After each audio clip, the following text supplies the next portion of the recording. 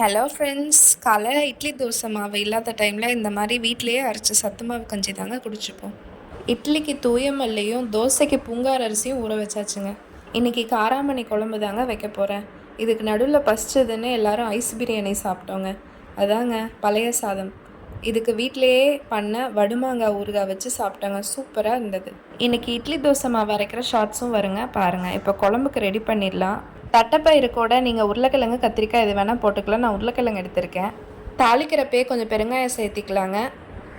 இதுக்கு ஒரு மிக்சி ஜாரில் கொஞ்சமாக தேங்காய், கொஞ்சம் சீரகம், அப்புறம் மிளகு, பூண்டு இதெல்லாம் அரைச்சி குழம்புல ஊற்றி புளியும் கரைச்சி வச்சிருந்ததில் இதில் ஊற்றி 10 நிமிஷம் கொதிக்க விட்டிங்கன்னா குழம்பு ரெடிங்க.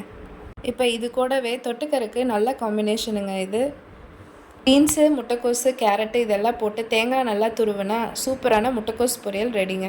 இதே மாதிரி ஷார்ட்ஸ் டெய்லி வேணும்னா மறக்காமல் சப்ஸ்கிரைப் பண்ணிக்கோங்க.